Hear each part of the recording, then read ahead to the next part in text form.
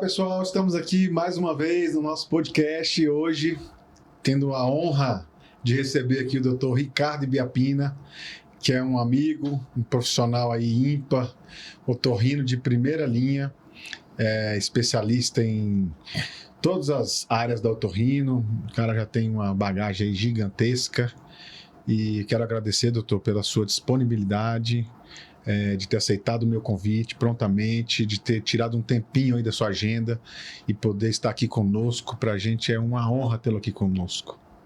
Eu que agradeço o convite aí do Fabrício, grande amigo do Taquari, e as festas na casa do Fabrício lá, maravilhosa festa lá, fantasia, e é um prazer discutir um pouquinho, né, essa parte de criança, de adultos, da funcionalidade da face, do nariz, né, dos terços da face. Para mim é uma grande honra estar aqui. Vamos lá. Doutor Ricardo, muita gente convive com dificuldade respiratória, né? Uhum. E isso cada dia é mais comum. E as pessoas às vezes acham que isso é normal. E isso não é normal, né? Uhum. Então, eu queria que você nos ajudasse a esclarecer um pouco como seria uma respiração normal e o que é anormal. E o que deve ser feito e o que pode ser feito, né? Então, desde o crescimento da criança, é muito importante que os terços da face sejam proporcionais. Então, a partir do momento que o menino começa a usar chupeta, começa a chupar o dedo, ele começa a roubar o espaçozinho do nariz, né? Então, aqui nós temos a face aqui, né? O palato duro e a língua. E o que acontece? O casalzinho, palato duro e língua, precisam sempre estar colados. Não só no desenvolvimento, mas também no sono, para que o ajuste da musculatura esteja tudo correto. Então, quando criança, o menino deve evitar o uso de chupeta, ou caso use, que largue o mais precoce possível. Hoje até no Oriente tem a geração woke, né? Tá usando chupeta aos adultos também. Então, assim, caso isso aconteça, que o adulto use o menor tempo possível e procure uma terapia, uma forma de extravasamento, né? E dentro dessa questão obstrutiva, na criança, a criança às vezes já nasce com dificuldade respiratória por conta da laringe ser um pouco cartilaginosa, que é aquela respiração ruidosa que é a laringomalácia. Isso, o neném cresce, a laringe vai ficando mais durinha, e aí a partir de 3, 4 anos, já é uma idade que você tem que ficar de olho se a adenoide está crescendo. A adenoide da criança, a adenoide é a irmã da amígdala, é a amígdala faríngea. E a amígdala grandona ali seria a amígdala palatina, aquela que inflama muito na criança, né? Então, geralmente, quando o menino já tem uma dificuldade de fechar a boca, principalmente por volta dos 4 anos, eu até falo às vezes a mamãe e o papai leva lá a criança com 2 anos e meio, 2 anos e 4 meses, fala assim, e aí, já vamos fazer um raio-x? Aí eu falo, não, vamos esperar aí uns 3 anos e meio, 4 anos. Com 4 anos, a gente ganha um raio-x de presente aqui, o Iago, o Yuri ali, vão fazer uma radiografia para ver se realmente essa adenoide tá num tamanho que, como a adenoide tem uma fase de crescimento maior dos 4 aos 7 anos, então vamos às vezes avaliar com 4 anos para ver se realmente já é uma adenoide que já está tendo uma semi-obstrução que vai levar a uma respiração bucal e prejudicar o menino. E cai muito nessa história. É outra coisa que eu falo com os pais, é isso. Às vezes está aquela adenoide de 90% ali e o pai fala assim, doutor, mas não é uma cirurgia perigosa? Aí eu falo, olha, é uma cirurgia básica, que tem seus riscos, como qualquer procedimento cirúrgico, mas que se você, às vezes, evitar fazer essa cirurgia no seu filho, que agora está com 4 anos, 5 anos, mais para frente, o palato vai subir vai roubar o espaço do nariz e aí vai respirar. Se transformar no famoso palato ogival, né? O palato ogival, o capô de fusca, né? E aí vai respirar mal pela boca e pelo nariz. Então, assim... E a longo prazo, isso pode se transformar em uma deformidade facial e ter repercussão muito mais complexa lá na frente, né? Sem dúvida. Então, até o meu consultório em Sobradinho, né? Eu tenho o Instituto Ibiapina lá na quadra 8, de frente para 7. Eu atendo lá em Sobradinho desde 2002. E aí, um dos meus pacientes é o professor Senna, né? Que é o pai do Caio. Caio Bonfim é um atleta que ganhou a Olimpíada, né? Olimpíada, da marcha atlética. E eu atendo lá os meninos lá do CASO, né? Centro de Atletismo de Sobradinho. E o professor fala assim, mas, doutor, o atleta tem que respirar pela boca, porque passa muito mais ar. Mas aí, nesse caso, ele está numa via ali de um A3, de um anaeróbio, que aí ele precisa de realmente, às vezes, toda aquela capacidade ventilatória dele. Mas assim, a criança ou adulto em repouso, você precisa, de um modo geral, usar o seu nariz. Você tem os cílios no nariz, você tem os cornetos. Aqui é o corneto inferior, até é muito comum a mãe levar às vezes e falar assim, doutor, mas eu estou vendo a adenoide do meu filho pelo nariz. Na verdade é porque o nariz da criança ainda não se desenvolveu. Na verdade está vendo a cauda do corneto inferior. Aqui é o corneto médio, que aqui é onde desemboca o seio maxilar, né? Onde tem os ossos de drenagem. Então, as sinusites, 80% se dão no seio maxilar, porque o ósseo de drenagem do seio maxilar ele é alto. Então, você precisa subir toda a escada mucociliar para o catarro ser expulso, né, do seio maxilar. Diferente dos demais que... Agora, você falou uma coisa interessante. O atleta, quando ele está em alta performance, quando ele está precisando de energia, ele precisa respirar pelo nariz, pela boca mesmo. Mas aquilo é o quê? 20, 30, uma hora que seja, no dia, né? Sim. A respiração normal, ela tem que ser pelo nariz. Exatamente. Eventualmente, num caso de maior esforço, é que você vai respirar pela boca, não é isso? Exatamente. Então, assim, a questão da atividade física, até nesses casos de atletas de alto rendimento, ele vai... 5, 10% do treino dele vai ser nessa capacidade intensa ali, mas, assim, boa parte do treino, aquele... treino em A2, né? Sim. Que faz bem para essa parte cardiovascular, esse treino de endurance, que ali a gente pode dar uma corrida lá com o nosso amigo Rogério, lá do Taquari, né? A gente pode fazer o treino, o A2 é aquela capacidade que você corre, você tem uma sudorese, mas você consegue conversar com seu amigo. Sim. Inclusive a Paola vai fazer 15 anos agora, filha do Rogério, ela foi submetida à cirurgia de adenoide e amígdala com mais ou menos 7 anos. Então, pela Karina, que é a minha esposa, que também é otorrino lá do Instituto. Não gosta de aparecer, não quis vir. Mas na próxima você vai ser convidado de novo, viu, Karina? Me conta um pouquinho da sua história. Como é que você chegou no otorrino? Como é que você chegou nessa parte de respiração?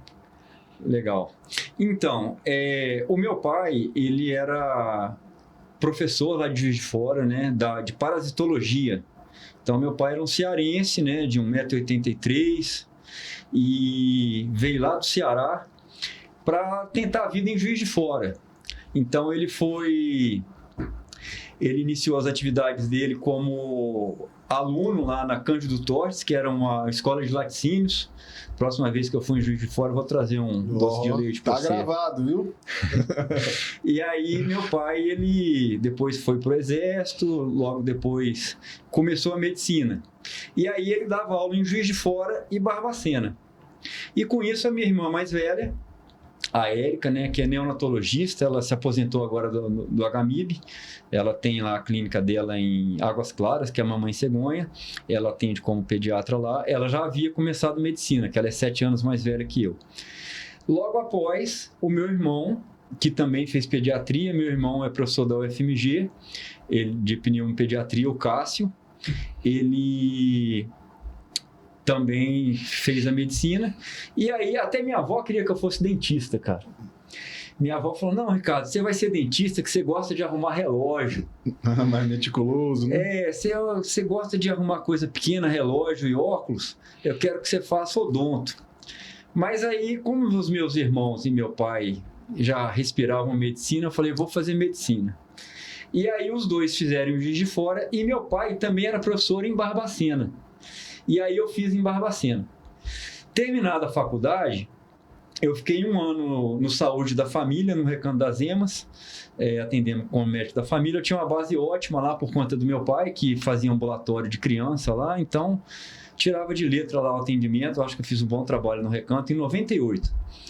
E aí, após esse ano, eu consegui ingressar no otorrino, que é uma área que mexe com muita coisa pequena, que é a cirurgia do ouvido, e mexe com as populações assim extremas também, que é a criança, né?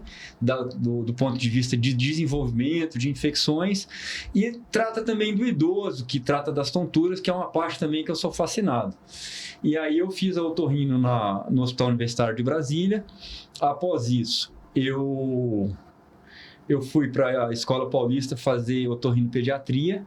Era o único núcleo do Brasil, lá com o professor Luke Louis e com a Shirley Pignatari. E aí eu voltei para Brasília, após a otorrinopediatria, e comecei a atender. E no Santa Luzia eu fazia plantões lá com um grupo grande lá, que era muito bom, da Clialde, e fui trabalhar na clínica materno-infantil em Sobradinho, junto com o doutor Avelino, pediatra, doutor João, doutora Elda, doutor Omar, o Glauco, que é urologista, que é da nossa faixa etária. E aí eu comecei minhas atividades na materno-infantil em agosto de 2022. Operei lá todas as crianças da saída norte que tinham indicação de operar adenoide, amígdala. Trato os idosos com tontura lá. Com o passar dos anos, eu abri há 5 anos um Instituto Ibiapina ali na quadra 8, de frente para 7, e que hoje eu só trabalho lá, na parte de otorrino. E essa parte respiratória, atualmente eu dou esse enfoque não só cirúrgico, como clínico também, dessa questão da lavagem nasal, do controle do ambiente, do menino dormir cedo, de fazer natação para melhorar a capacidade cardiorrespiratória, como também faço os testes alérgicos e também encomendo as vacinas para os meninos, para ácaro, para pelo de cachorro, de gato. Até interessante, esses dias, eu estou atendendo muito paciente que está fazendo o teste da espirometria do bombeiro. E os meninos estão... É um exame que a gente dispõe lá também na clínica. Até meu irmão que me ensinou a analisar lá o teste e tudo, que ele é pneumo. Aí os meninos pegam de 20 e poucos anos, vão fazer o TAF, né? O teste de aptidão física. E aí eles fazem a espirometria e falam assim, poxa, tá tranquilo, porque deu uma alteração ventilatória leve. Eu falei, cara, você vai fazer um TAF respirando 25%, 30% a menos, cara. Você que não sabe nadar.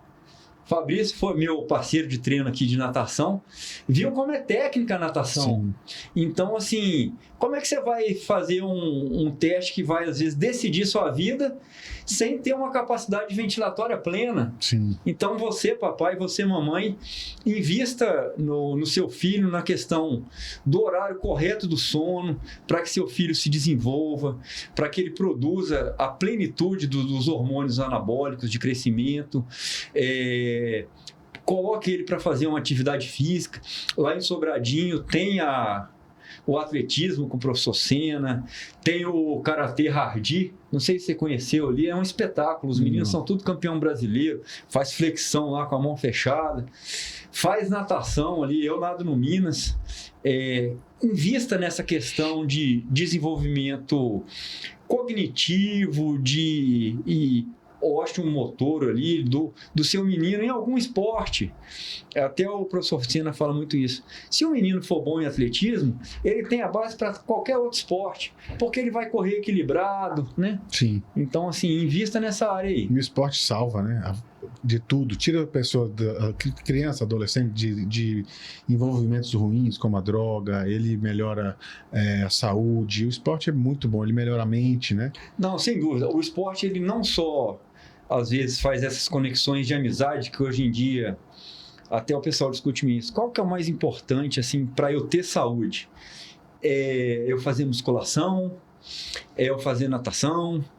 É eu dormir cedo? Eu tomar caneta emagrecedora? A coisa mais importante é você ter uma conexão. Sim. Então, você ter uma amizade, você ter um ciclo social. Então, assim, invista nos seus amigos, entendeu? Porque é muito importante essa parte, assim, de você, às vezes, ter essa utilidade, você ter esse problema para resolver. Então, eu até atendi esses dias uma senhora lá no Minas Brasília, ela tem uns 60 anos, ela desmaiou porque ela soube de uma notícia triste lá do falecimento de uma amiga. Eu falei, não, a senhora está bem, a senhora não está infartando, vai ficar tudo bem, a senhora vai conseguir trabalhar até os 85 anos aqui. Ela falou, doutor, eu não quero esse fardo para mim. Mas eu falei, mas é tão bom, eu gosto de ver a senhora aqui todo dia, falar bom dia para a senhora, e eu vejo que a senhora tem essas conexões aqui sociais que a senhora não deve perder. Então, sim, assim, essa questão da saúde mental, eu acho que é uma coisa que, principalmente nesses últimos anos, assim, a gente vê como é importante a gente, de conexão, né? Como é importante você ter essa coisa que como é legal eu ser convidado por você, Fabrício, a conversar sobre essas coisas que a gente vê no dia a dia, né? Que a gente trabalha em prol dos nossos pacientes e como é uma coisa que é o nosso dia a dia, mas como isso às vezes muda a vida do paciente, né? Sim, e eu tô achando ótimo, viu? Porque a gente veio para falar de otorrino e bucomaxilo, mas a gente acaba entrando em outros assuntos que são correlatos e que vão somar. A ideia é essa. A gente ter conteúdo para poder somar para os nossos telespectadores, que são pacientes, profissionais de saúde e outras pessoas que têm interesse pelo tema também, né? Não tem dúvida. Eu pego, por exemplo, às vezes um menino com 9, 10 anos e peço para fazer uma avaliação odontológica, por exemplo, e fala assim, vai fazer natação. Aí volta o menino 1 ano e meio, 2 anos, aquele menino às vezes com aquela mordida aberta, assim, aquele nariz pequeno, todo alérgico. Aí o menino volta 2 anos depois que fez o tratamento, foi no dentista, tá fazendo a natação, tá fazendo karatê, tá aquele menino bonito, forte, posturado. Você fala, que beleza, cara, que menino lindo, cara. Um detalhe então, que você interviu lá atrás, você tirou ele de um monte de procedimento. Exatamente, assim, salvar um menino ali. Sim. Aquele menino que às vezes podia sofrer o bullying, que às vezes ia ter a dificuldade para conversar com a menina mais para frente. É aquele menino que tá com autoestima ali, tá seguro, tá ganhando medalha. Então, assim, como é importante isso, a gente investir na nossa geração futura, né? Isso, muito bom a conversa. Doutor, eu sabia que ia ser assim. Estou feliz com a sua presença aqui, doutor. Vamos lá. Eu quero abordar agora alguns temas mais fechadinhos, assim, para a gente deixar também algumas coisas para os profissionais de saúde que estão nos assistindo. Eu queria que você determinasse para mim qual é a real função do nariz e por que respirar pela boca não é normal. Certo. Então, cai naquela história ali. Sim. O nariz, como nós temos os cílios, eu até falo para o paciente isso. Quando você chega no shopping, tá a escada rolante andando devagar. Mas ali já tem o cílio que está limpando as impurezas. Quando você joga soro, você acelera a motilidade dos cílios. Então você faz com que a sujeira vá embora. Até hoje é uma coisa que dá muito no consultório, que o pessoal fala assim, doutor, eu tenho lavado com alto volume aqui o nariz do meu menino e tem dado otite.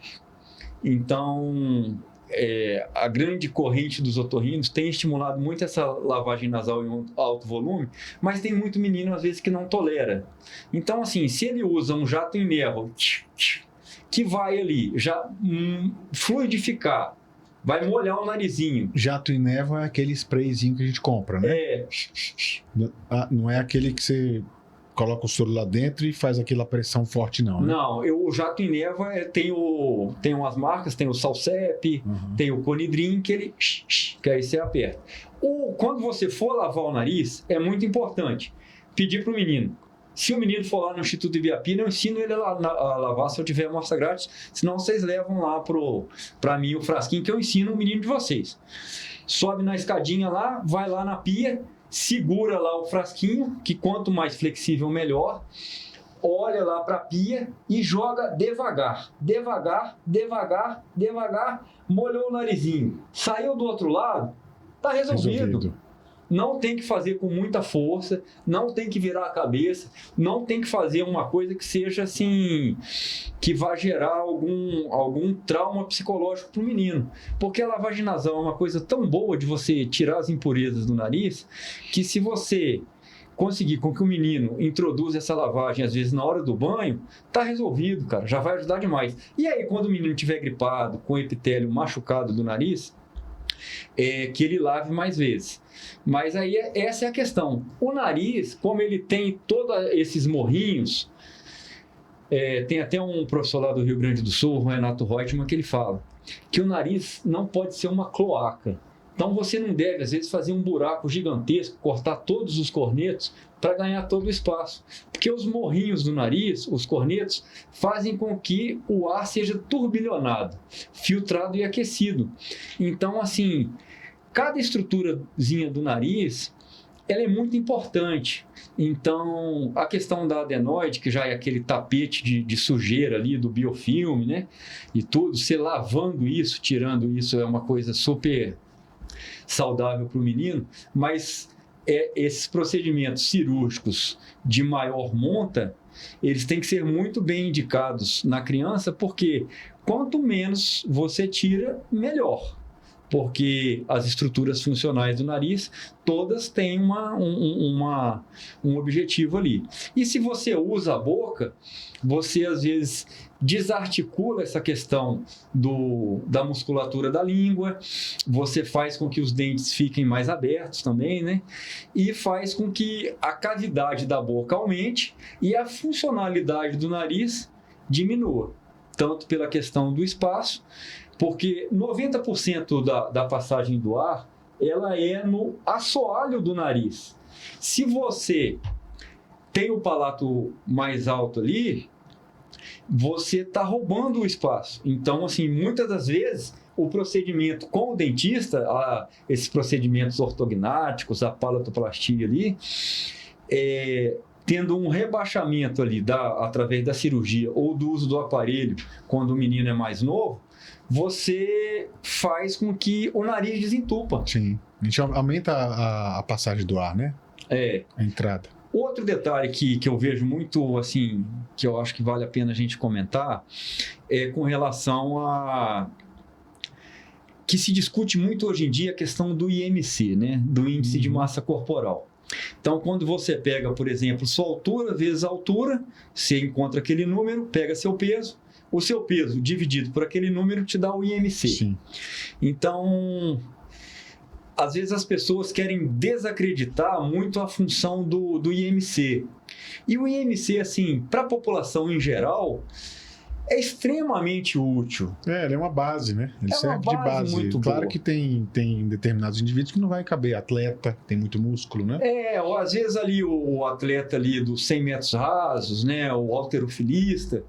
Mas, de um modo geral, se você tem ali um IMC de 28, mas está até dentro, às vezes, dos percentuais normais, mas às vezes você sente uma dificuldade ventilatória, é até o que eu falo, às vezes você está com um motor 1.8, 1.6 e está com a carcaça 2.0. Então, às vezes, você perdendo o peso ali, fazendo uma atividade aeróbica ou intensificando a musculação com uma restrição calórica, você baixando o seu peso, você consegue respirar melhor.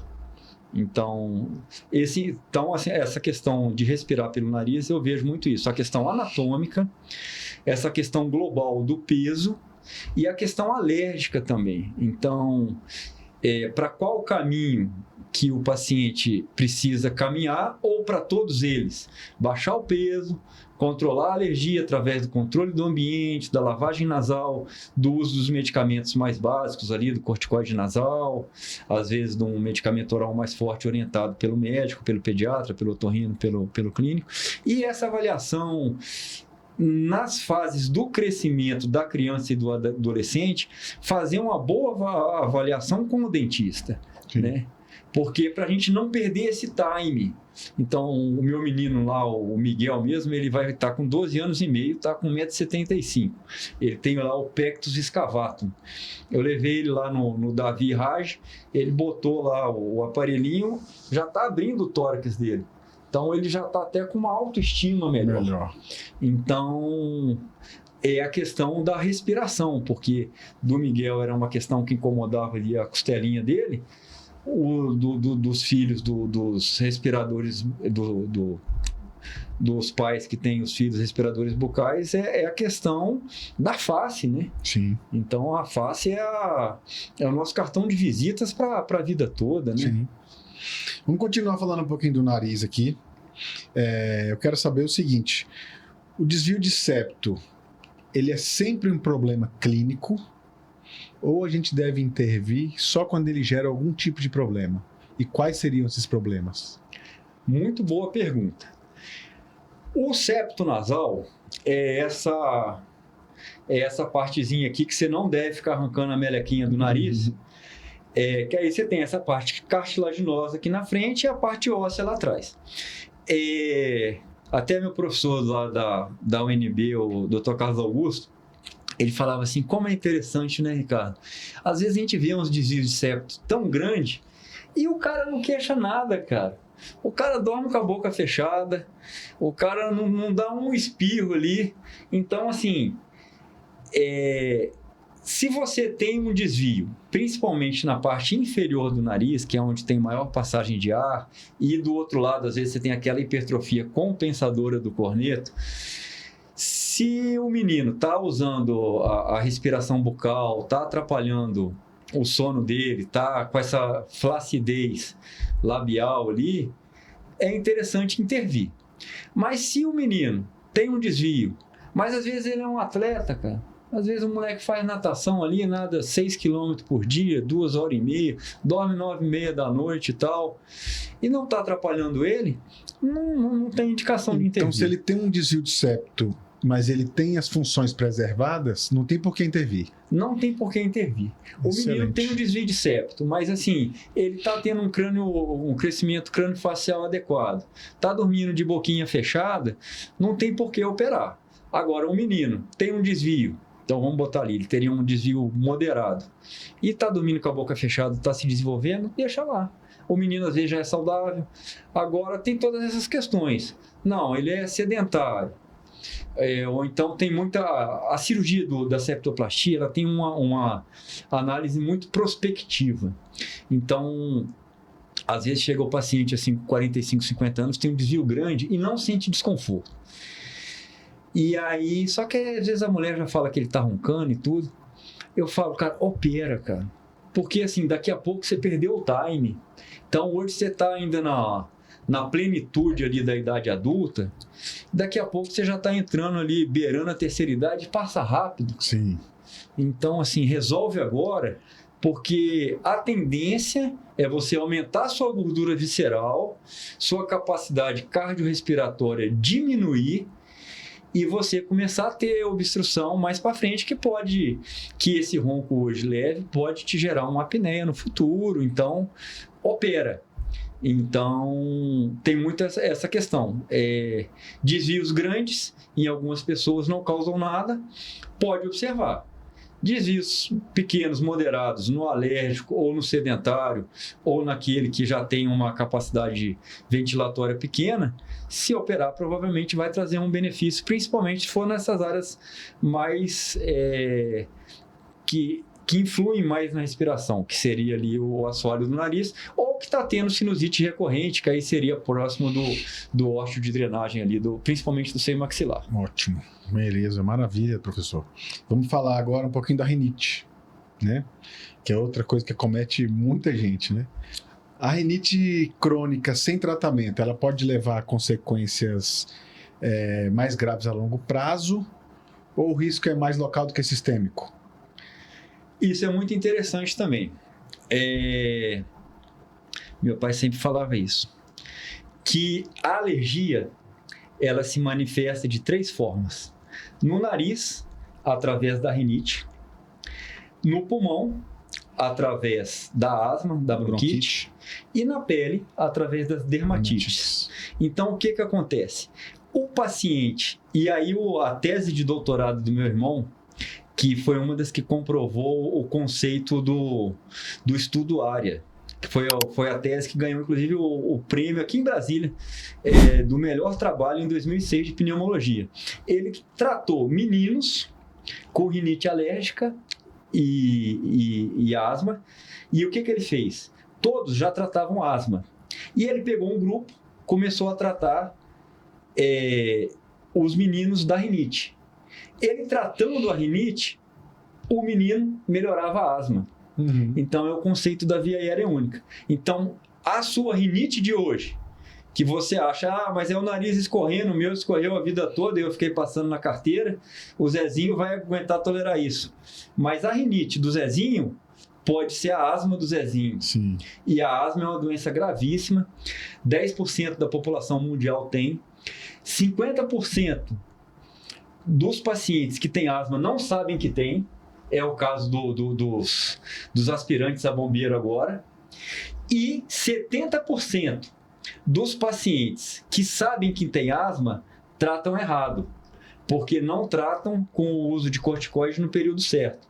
Então, quando você tem aquela crise de asma, que seria aquele incêndio, ali aquela falta de ar, aí você usa lá só um broncodilatador, às vezes você vai no médico ali no pronto-socorro, ele não passa aquele corticoide em baixas doses por 2, 3 meses, que seria pagar aquele rescaldo do dia seguinte. Aí o que acontece? O menino vai lá, gripa de novo 2, 3 semanas depois e a asma vem de novo. Então, assim, a rinite é uma doença que parece uma coisa que não é tão grave, mas ela pode piorar demais. Então, deixa eu ver se eu entendi. A rinite, ela pode piorar a chegar a uma asma ou ela é um sinal de que existe um outro problema? A rinite de hoje, ela pode desencadear a bronquite asmática de amanhã. Entendi. Mas você também pode ter as 3 manifestações da alergia. Você pode ter a rinite, pode ter a asma e pode ter a dermatite.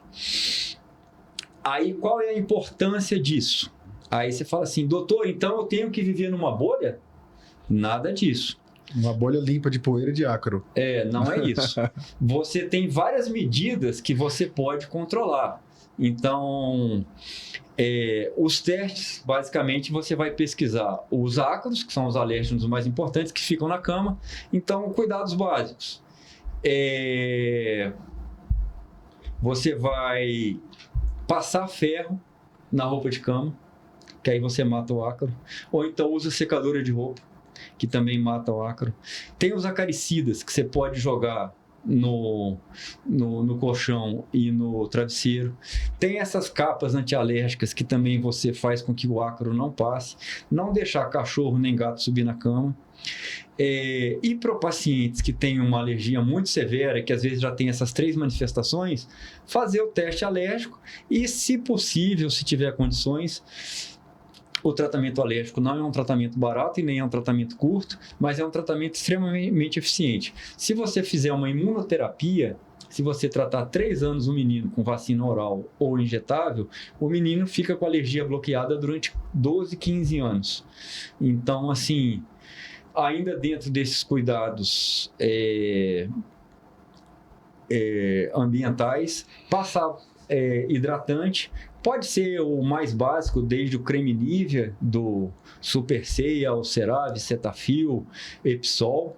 Então, não enxuga todo o corpo, já passa o hidratante, porque isso evita de descamar a pele. Não durma sem camisa, porque você vai estar em contato direto do ácaro com a cama. Então, dorme de camiseta ou de pijama, troca a cada 2 dias. Entra no vagão do sono às 10h30 da noite no máximo, para diminuir a produção de estresse, então de hormônios de estresse, de cortisol, vai dormir cedo. E esses cuidados de usar o spray nasal, se precisar, o soro fisiológico ou o corticoide nasal, e fazer uma atividade física. Não dicas interessantíssimas, hein, doutor? Peraí, que são muitas dicas, vamos organizar isso aqui para ficar didático. Fantástico, estou achando muito legal. Então, vamos repetir as dicas pontuais agora, rapidinho, para ficar registrado aqui mais fácil. Bom, Paciente que tem rinite de repetição, rinite crônica e que é alérgico. As dicas do Dr. Ibiapina. Vamos lá. bom, então, ó, primeiro degrau, controle do ambiente. Então, dormir de pijama, restrição do ácaro ali através de passar ferro na roupa de cama, capinha de travesseiro e capinha de colchão. O acaricida, você pode jogar só uma vez por mês já é suficiente. E passar hidratante na pele do menino. Se o menino tiver o bonequinho que ele dorme também, o bonequinho, você pode jogar o acaricida ou botar para lavar o bonequinho. Evitar animais no quarto ou que fica acima da cama, né? Do sofá. Isso, principalmente o gato, porque o pelo do gato é extremo. Você tem gato? Não. O gato, o pelo é extremamente leve, e quando o gato ele sai do ambiente da casa, o pelo ainda fica, mesmo você limpando regularmente toda semana, ele fica por até 6 meses. Caramba. Então, assim, o pelo pro alérgico do gato é extremamente alergênico. E para aquele que não tem condição, eu amo gato e eu sou cheio de alergia, o que eu faço? Cara, faz a vacina, faz a imunoterapia. Sim. Que aí você vai bloquear. Excelentes dicas, doutor. Muito bom. É. Muito bom mesmo. Ó, conteúdo de altíssimo nível, hein? Vamos lá. Vamos falar um pouquinho agora de respiração e desenvolvimento facial. Tem tudo a ver uma coisa com a outra, né? Uhum. Respirar pela boca pode literalmente mudar o rosto da criança, né? Porque isso altera o desenvolvimento. E eu quero saber se isso é real ou é um exagero meu. E como esse processo acontece? Então, esse processo, ele começa já na barriga da mãe. Então, o que acontece? Você vê o nenenzinho, às vezes, aquela coisa mais linda dentro da barriga da mamãe, chupando o dedo. Então, o neném, ele já começa, às vezes, já fazendo a coisa errada ali. Tá chupando o dedinho e tá fazendo o palato dele crescer, né? Que aquilo ali é um aconchego pro menino, né? Ele escutando a voz do irmãozinho, que ele vai brigar ali a vida inteira. E aí o menino, ele precisa dessa fase oral, até 1 ano e meio, 2 anos, mas a partir de 2 anos, ele precisa, para aqueles que usam a chupeta, ele precisa largar a chupeta. Eu até fiz um cordel sobre isso. Então, a criança faz careta, o bebê não deve usar chupeta, o adolescente no computador, todos ouvem as dicas do doutor. Oh. Então, assim, não deve o neném usar chupeta. Essa questão da adenoide nessa fase de 4 a 7 anos é muito importante acompanhar. Nessa fase, após 7 anos, avaliar essa questão alérgica do menino. A partir dos 5 já começa, né? Porque isso é muito comum também. Chega a mãe e o pai fala assim, mas eu sou alérgico, ele também é, mas aí chega um neném de 6 meses querendo fazer teste alérgico. Mas não, o menino tem um macrófago lá, que é a célula apresentadora de antígeno, que aí vai apresentar o corpo estranho ali para as células, lá para o linfócito B, que vai fazer o retrato falado do bandido. E aí, com 5 anos, às vezes vem todas as polícias do Paranoá, de Sobradinho lá, o delegado Maldonado, meu querido amigo, paciente, leva lá a turma lá, Sobradinho 2, Paranoá, vai um monte de viaturas para atacar o alérgeno. Então, nessa idade de 6, 7, 8 anos, é a idade que você já deve se preocupar com a rinite, porque essa rinite, se não for controlada, se esse nariz estiver inflamado e o menino ficar respirando pela boca, vai gerar essa asma futura nele, essa capacidade de respirar difícil, e o crescimento dele, esse céu da boca dele vai ficando cada vez mais alto, e esse nariz vai ficar cada vez menos funcional, e cada vez mais a gente vai precisar da ajuda do Dr. Fabrício aqui. Sim, porque nesses casos acontece um distúrbio na face, né? Desorganiza tudo, e o paciente acaba tendo problemas faciais, né? A maxila não cresce, a mandíbula não cresce, ou cresce de forma desordenada, e esse paciente vai ser um fortíssimo candidato a uma cirurgia ortognática. Uhum. Então, se a gente puder evitar isso lá atrás, é a melhor opção. O que a gente tem visto é que quando o paciente, 6 anos, vamos colocar uma idade assim, ele vai no otorrino e ele consegue organizar a via aérea dele, ele consegue dormir melhor. Se ele dorme melhor, ele produz o GH e ele cresce, né? Então a estatura dele vai ser melhor. Uhum. Se ele produz o GH e ele não respira pela boca, ele vai conseguir ter um desenvolvimento do crânio normal. Então a tendência desse indivíduo ter algum problema na face é muito pequeno. Uhum. Ele pode até desenvolver algum distúrbio odontológico, mas que se corrige com ortodontia e não vai precisar de cirurgia. Já a grande maioria dos pacientes que são respiradores bucais e que não tem esse apoio do otorrino, principalmente nos primeiros anos de vida, ele tende a ter anomalias faciais, às vezes, muito graves, que chegam a ter problema na articulação, enfim. E aí desanda tudo. Então, é muito interessante a gente ter essa noção e passar para a população essa noção de que prevenir é muito melhor, mais barato e menos dolorido do que remediar, não é isso? Agora, eu tenho uma pergunta, é o seguinte. O aparelho nessa parte do céu da boca ali, ele atua também no adulto jovem, ali no adolescente já próximo de idade adulta, ou não ali, para essa questão de rebaixar o palato? Ou já teria indicação de fazer uma cirurgia ortognática? Olha, isso é relativo, porque depende da idade, né? Uhum. Vamos imaginar o paciente aí com 17 anos, que ele está já no final do crescimento dele ali. Geralmente a gente tenta usar o disjuntor, né? O palato está aqui, ele vai juntar e ele acaba melhorando um pouquinho. Então, para tirar a mordida cruzada e tal, mas a grande maioria dos casos é cirúrgico. Entendi. Inclusive, saiu agora, tem 2 semanas, um artigo fresquinho, porque desenvolveram um aparelho onde colocam mini parafusos e vão ativando isso, e esse aparelho ele é fixo no osso, né? Vão ativando isso aí e ele abre. No adulto. No adulto, mas esse artigo mostrou que ele abre a custo de uma fratura no osso frontal. Nossa. Ou na órbita. Então, não é indicado. Recebi tem 2 semanas de um amigo. Olha aí, porque eu sempre falava isso, né? Que não adianta forçar e tal.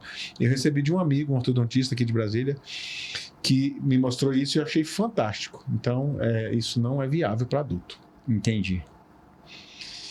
Vamos lá. Quais os sinais que os pais podem observar para identificar se a criança está respirando predominantemente pela boca? Então, o que é interessante nesse caso? Gente, ainda mais agora em Brasília, com essas várias clínicas de otorrino e tudo, leva seu filho, quando ele fizer 6 anos de idade, leva seu filho para fazer uma audiometria.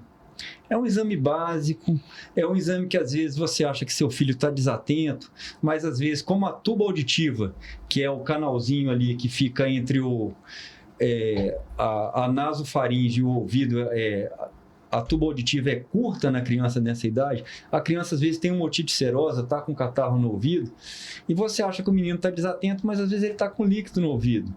Então, assim, se seu filho ele é um paciente já que está tendo espirro, está sempre com o nariz com uma corizazinha, faz uma avaliação do otorrino, porque para dar uma olhada, geralmente o anel linfático, que são a amígdala palatina e a faríngea, que é a adenoide, elas andam mais ou menos do mesmo tamanho. Então, deixa o otorrino dar uma olhada no tamanho da amígdala para ver se precisa fazer um raio-x da adenoide. Então, já é nesse início de idade escolar, já que você vai levar seu filho todo ano ali para fazer uma avaliação oftalmológica, faz uma audiometria do seu filho, porque é um exame simples de 10 minutos, você faz o exame e ele vai te dar informação não só que se seu filho está ou não escutando, mas se ele tem líquido no ouvido também, e se ele, às vezes é até aquele menino muito esperto, que tem uma aptidão boa para a escola, tem notas boas, mas às vezes ele é hiperativo ali e está atrapalhando o ritmo da turminha, de toda a turma, porque ele pega muito rápido a informação, ou ao contrário, se ele está tendo dificuldade escolar, faz com a fonoaudióloga o teste de atenção, o processamento auditivo ali, que a fonoaudióloga vai trabalhar essas habilidades com seu filho e você vai ter um caminho muito mais tranquilo escolar do seu filho. Então, às vezes acontece muito isso, às vezes o menino é até muito inteligente, mas é aquele menino, às vezes, que é muito agitado e é o espanta-bolinho, sabe? É aquele menino que é tão hiperativo que ele não... Até eu sou um pouco hiperativo, estou falando aqui que sou. Mas eu faço natação, pelo menos eu diluo um pouco essa hiperatividade, procuro ter esses hábitos de dormir cedo e tudo. Coloca seu menino para fazer essa avaliação, porque ele trabalhando essas habilidades com a fonoaudióloga, que é outra profissional fundamental no nosso trabalho, tanto do ponto de vista dessa parte cognitiva, de melhorar a atenção da criança, mas também do ponto de vista respiratório, porque às vezes acontece isso. Você tira a adenoide, tira a amígdala, o dentista faz o trabalho dele e alguns às vezes não conseguem ainda ter esse ajuste ali oclusal ali, e a fonoaudióloga trabalha essa questão do sopro, da mastigação, né? Assim, de forma extremamente competente, e o menino consegue fechar. É óbvio que, assim, trabalhos associados cardiorrespiratórios, do futebol, da natação, da ginástica. Sobradinho também tem a ginástica rítmica lá, que é um espetáculo lá, que as crianças fazem lá no ginásio, é outro polo de excelência lá da cidade.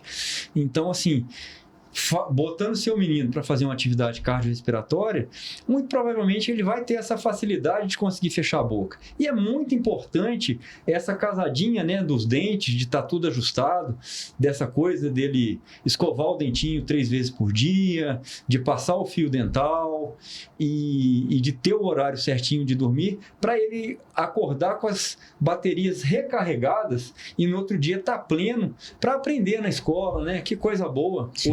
Agora já tem até faculdade da terceira idade lá no NB, né? Tem uns amigos lá que estão lá, né? O cara está aposentando e está indo para o NB estudar. Que coisa espetacular é isso, né?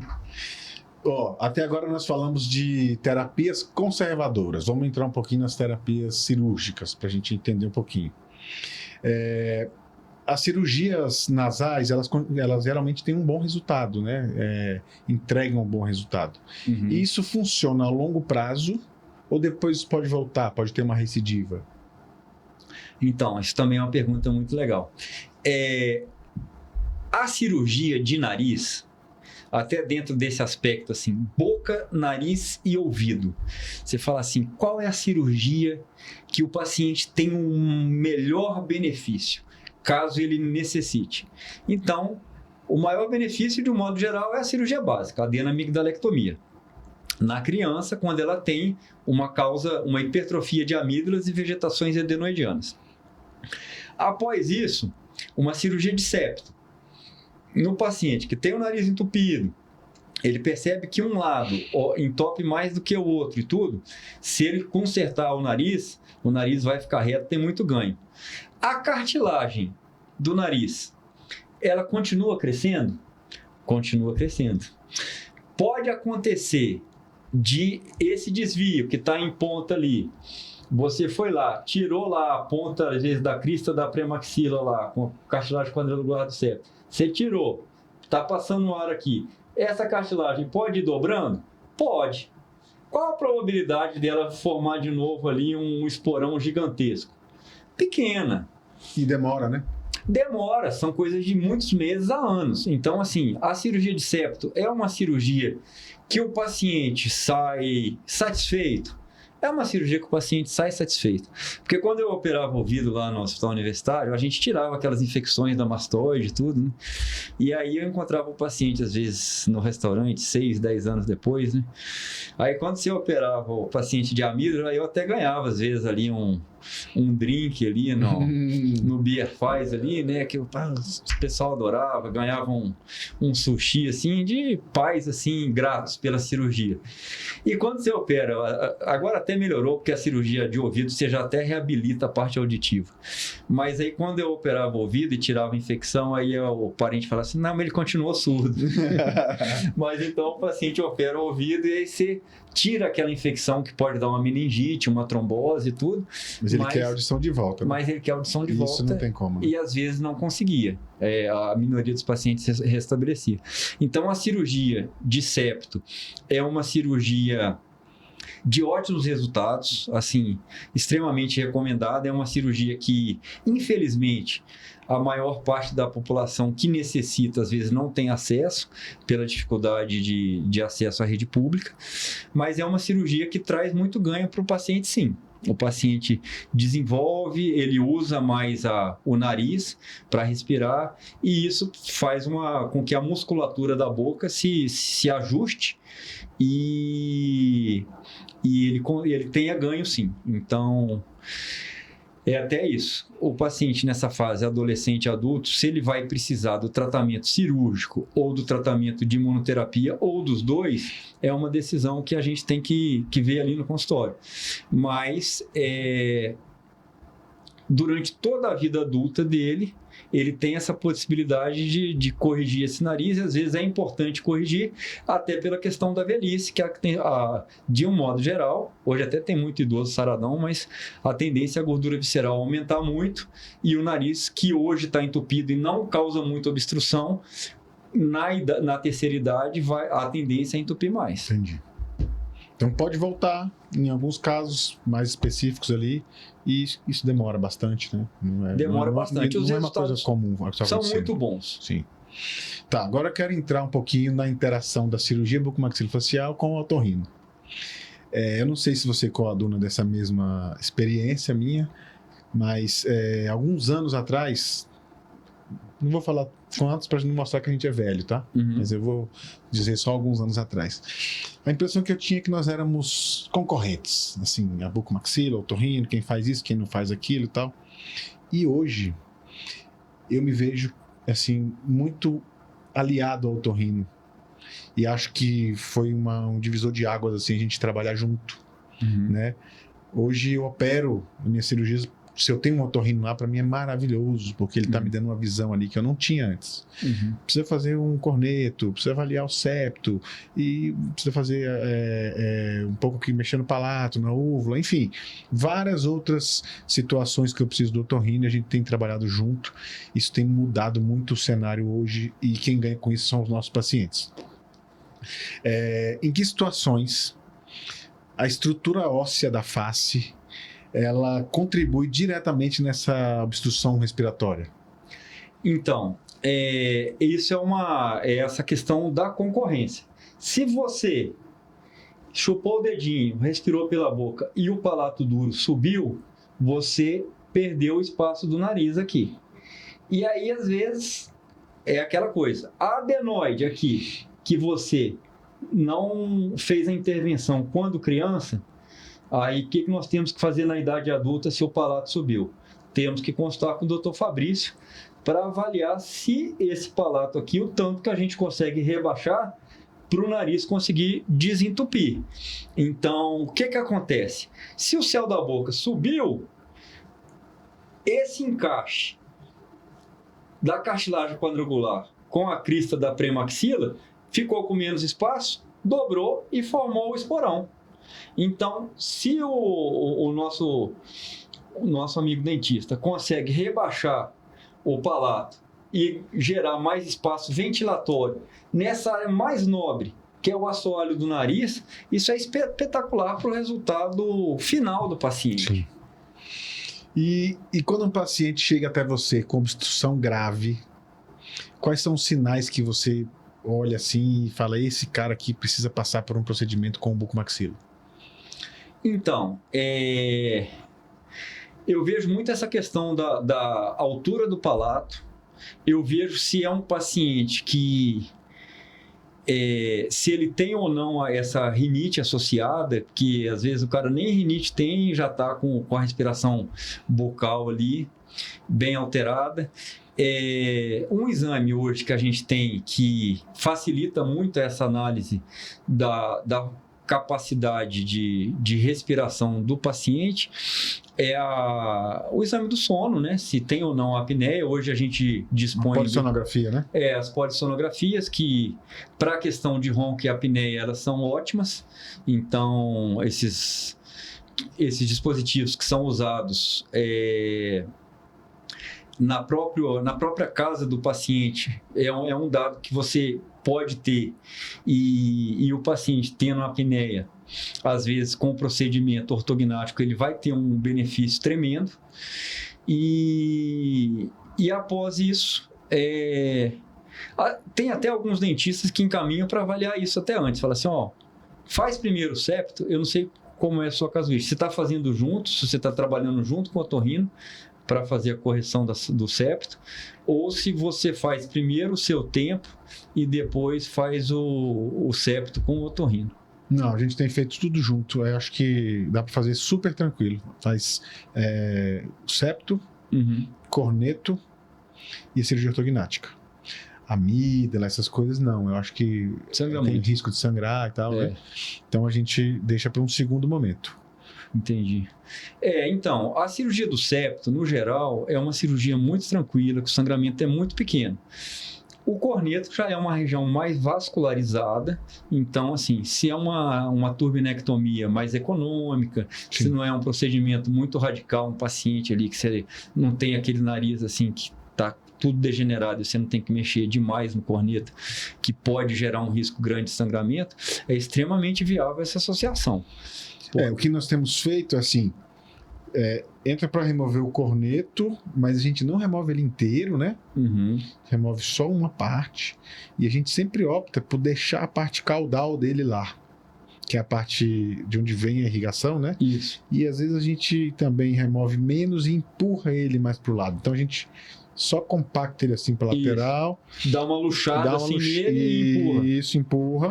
Tira um pedacinho ali, cauteriza bastante. Eu ainda suturo, que eu não quero ter sangramento pós-operatório. E aí a gente tem tido muito sucesso com isso. Isso assim, é muito bom. Tive um paciente há pouco tempo que ele acordou lá na RPA e falou assim, doutor, eu tô com uma manilha. Eu fiquei sem entender, o que esse cara tá falando de manilha?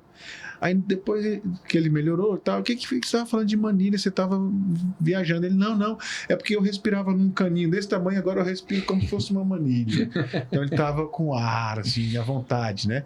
Já na RPA, então assim, é um resultado muito bom e imediato, né? Imediato. Então, o paciente refere muito isso, assim, ele no pós-operatório ele está nesse momento de retirada de crostas, que é até um momento chatinho nas primeiras semanas, né, que o corneto ali às vezes ele forma crostas iniciais, que aí tem que ir tirando para não dar infecção, e ele fala, nossa doutor, como é bom respirar pelo nariz, sim, que coisa boa, assim, porque realmente o nariz ele filtra o ar, então entra esse ar limpo dentro do nariz. Até Brasília, que é uma cidade maravilhosa, assim, que não é muito poluída, então assim, o cara que respirava pela boca, ele começa a usar o nariz, cara. Parece que a saturação dele melhora muito mais do que pela boca, né? Sim. É impressionante isso. Porque eu acho que até pela questão meio física de passar pelo nariz, filtrar, aquecer e já vai direto pro pulmão ali. E com o avanço maxilomandibular associado a isso, né? Porque a gente trata hoje também os pacientes de apneia com ortognática. Tem paciente, às vezes, que ele tem um perfil reto, mas ele tem uma apneia tão severa e ele não quer usar CPAP, que a gente conversa com ele, fulano, nós vamos tratar a sua apneia, nós vamos resolver seu problema, mas a estética vai ficar por a parte. Entendi. Você vai ter que abrir mão da estética. E aí a gente faz um avanço maxila, mandíbula, às vezes o mento, o otorrino faz turbinectomia, septo. Então a gente consegue liberar toda a via aérea, ele volta a respirar assim de uma forma fantástica. E apesar da gente negociar a estética, ele fica satisfeito, porque a estética melhora. A impressão que eu estou tendo hoje, tem alguns artifícios que eu estou criando, que nós criamos lá durante a cirurgia, uns desgastes aqui na região do nariz e tal, que não dá tanta interferência assim na estética. Sim. E ele fica até melhor, tá? Com certeza. Porque ele melhora a autoestima dele, dá uma inchadinha aqui, geralmente esse paciente não é um paciente jovem, então dá aquela preenchida, né? Então ele fica muito satisfeito e volta a respirar.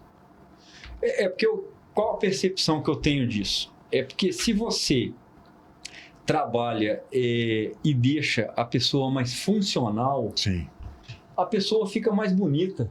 Você vê na Olimpíada, cara, todo mundo é bonito, cara. Você vê lá as meninas lá nos 400 rasos, são 12 meninas, assim, idênticas, bonitas.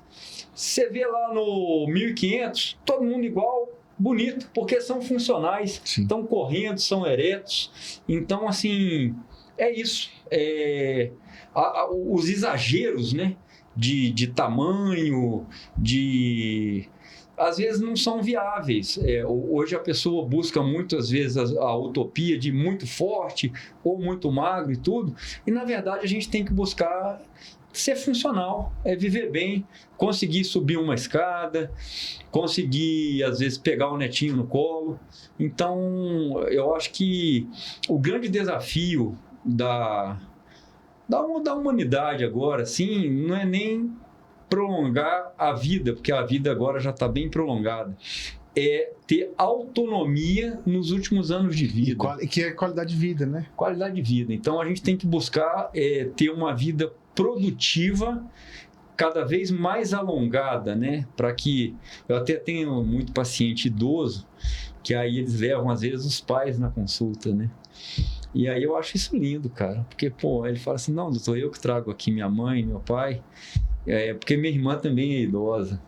Então, assim, que legal, cara. Então, assim, são pessoas que são funcionais ali e estão levando os pais já com seus 90 anos, 95 anos, que também tem alguma funcionalidade ali e que esses de 60 provavelmente vão chegar com uma funcionalidade maior do que os pais, devido a essa melhora respiratória, de controle de doenças, de mudança de hábitos, do uso do aparelho auditivo precoce, né? Nessa pessoa que tem a perda auditiva ali, já está tendo dificuldade de comunicação, então fazer o uso do aparelho, dessas atividades que machuquem menos e que te deem essa longevidade assim, de saúde.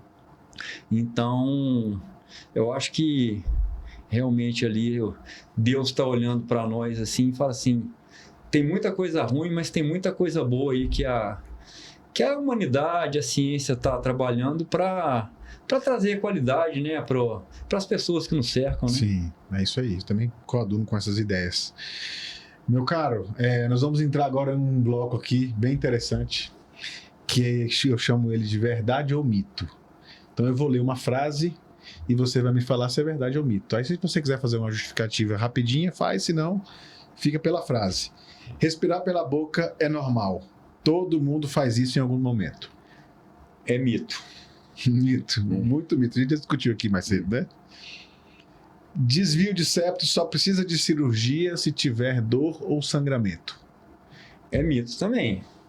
Porque o desvio de septo tem muito essa questão prospectiva. Se seu nariz hoje te incomoda um pouco, mas você está entrando aí numa idade que pode ter restrições de cirurgias e de cicatrização para o futuro, faça agora, porque isso vai fazer com que você tenha qualidade para os seus próximos anos. Criança que ronca está dormindo bem. É sinal de sono profundo. Isso é um mito também. Porque realmente a criança, ela... Até meu menino agora está com 12 anos, ele dorme, ele está maior. Então, assim, o menino precisa dormir, o menino precisa se desenvolver na plenitude dele. Então, tudo que você puder fazer para investir no seu filho, na sua futura geração, faça. Então, tira ele da tela, bota ele para fazer esporte e investe. Leva ele no dentista, leva ele no pediatra e no otorrino. É isso aí. Tratar o nariz resolve qualquer problema de apneia do sono. É mito também. Porque isso é uma coisa que vai muito junto com toda a questão anatômica e do somatotipo da pessoa. Então tem a questão ortodôntica, tem a questão do peso que você precisa regular e tem a capacidade ventilatória também, porque às vezes o cara até faz uma musculaçãozinha lá, mas a capacidade ventilatória dele não é boa. A estrutura óssea da face não influencia a qualidade da respiração. É mito também. Então, é claro que se você tem o palato alto ali, a mordida cruzada, é até um negócio interessante, porque você tem uma cavidade gigantesca, que seria essa boca disfuncional ali, com o palato em ogiva, e o dentista não acha bom estar roubando espaço da gente, porque ele quer que ele seja um espaço funcional e que ele respire bem. Sim. Então a gente realmente precisa trabalhar junto. A cirurgia ortognática é apenas estética, ela não tem nenhuma relação com a respiração. Isso, na verdade, é mito também, porque o grande objetivo da cirurgia ortognática é trazer essa funcionalidade. Você imagina você com uma apneia moderada, você tendo uma má ventilação durante anos, dormindo, que pode te levar a uma arritmia, um prejuízo de saúde na velhice. Você podendo fazer essa cirurgia, tendo esse ganho, ganhando aí 15 anos de vida, de bons sonos, você está atrasando um problema aí, assim, é uma intervenção que realmente resolve. Respiração oral em criança se resolve sozinha, é normal. Isso é uma coisa que a gente vê muito, principalmente no pai que foi respirador bucal, né? Isso é um mito, então chega o pai assim, é um mito. Chega o pai lá com o céu da boca alto, lá respirador bucal, ele fala, mas o menino é igual eu. Eu falei, mas vamos resolver o problema do menino. Ricardo, todos os convidados que participam aqui, eu faço questão de entregar aqui um presente, é um mimo nosso aqui, tá? É uma xícara personalizada com cappuccino. Opa, feito que por maravilha! Mim, modéstia à parte, muito bom, viu? Sensacional, então, isso aí é uma forma de agradecimento aí pela sua brilhante participação aqui conosco. Eu gostaria de agradecer o convite, né, do Fabrício aí. Eu acho que foi uma tarde muito especial para mim. Vou tomar um café lá com a Karina esse final de semana. E é isso, assim, a questão, não negligencie a sua respiração. Então, procure um otorrino. Quem for da Saída Norte ali, quiser consultar comigo, é um prazer. Eu atendo ali no Instituto Ibiapina, né, que é o meu sobrenome. Minha esposa também, Karina, está lá. Procurem o Fabrício na clínica dele, Dr. Fabrício Guimarães, e assim, saiba que o médico e o dentista, nós somos um aliado de vocês. Sim, né? Exatamente, é uma parceria muito bacana e sempre a gente está aqui à disposição. Agradeço mais uma vez o Dr. Ricardo aí, o tempo dele é complicado, ele abriu mão do tempo, aceitou nosso convite, para a gente é uma honra e vai ficar aí como baita conteúdo nos canais. Muito obrigado, doutor.